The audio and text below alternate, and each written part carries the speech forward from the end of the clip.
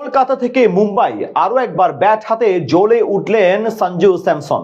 ইংল্যান্ডের বিপক্ষে সেমিফাইনালে অসাধারণ একটা ইনিংস খেলে রানের পাহাড় গড়ে দেন ভারতকে। জবাব দিতে নেমে শুরু থেকেই চাপে ছিল ইংল্যান্ড। মিডল অর্ডারে দৃঢ়তায় অবশ্য কিছু সময়ের জন্য লড়াই করে তারা। সেখান থেকে ম্যাচের ফলাফল ও সব ঘটনা এক করে বিস্তারিত এই রিপোর্টে।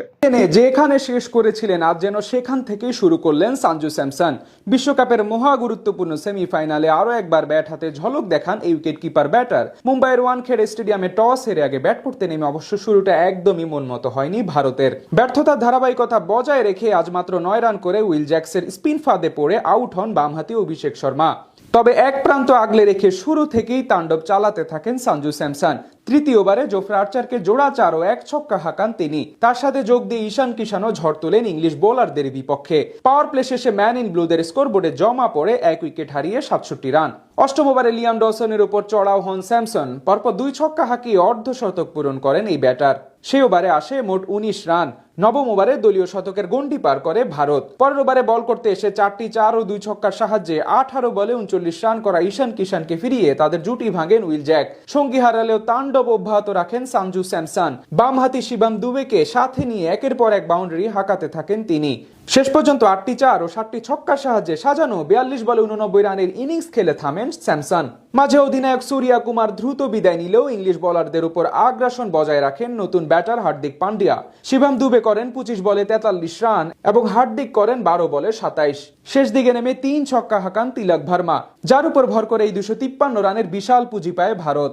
জবাব দিতে নেমে প্রথম ওভারে 13 রান আনলেও পরের ওভারে হার্দিক পান্ডিয়া এসে প্রথম সাফল্য এনে দেন ভারতকে। তার বলে আউট হয়ে বিদায় নেন অফর্মে ভুগতে থাকা ফিল সল্ট। পুরো টুর্নামেন্ট জুড়ে খোলস বন্দি থাকলেও আজ সেমিফাইনালের মঞ্চে ইংল্যান্ডের হয়ে ভালোই ব্যাট চালাতে থাকেন অভিজ্ঞ জস বাটলার। তৃতীয় ওভারে আর্শদীপ সিংকে জোড়া বাউন্ডারি হাঁকান এই ব্যাটার।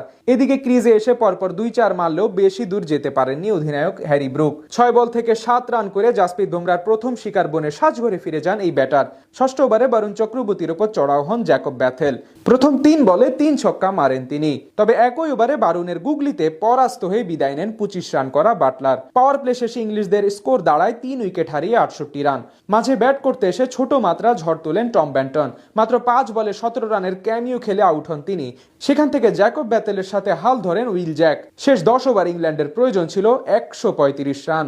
এরপর দুজন মিলে ক্রমেই আরো বেশি বিধ্বংসী হতে থাকেন স্বাগতিক বোলারদের উপর।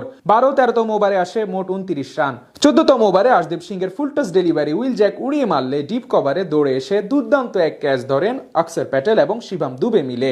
এই ব্যাটারের কাছ থেকে আসে 20 বলে 35 রানের এক ইনিংস। এরপর নতুন করে স্যাম কারানকে সাথে নিয়ে জুটি গড়েন জ্যাকব ব্যাথেল। খানিক পরে সেঞ্চুরি তুলে নেন ব্যাথেল। দুজন মিলে জান প্রাণ দিয়ে লড়াই করলেও শেষ অব্দি আর পেরে ওঠেনি। অর্থাৎ টান টান উত্তেজনাপূর্ণ ম্যাচে শেষ পর্যন্ত জয় পেয়ে যায় ভারত ক্রিকেট দল। পাশাপাশি চলে যায় ফাইনালে।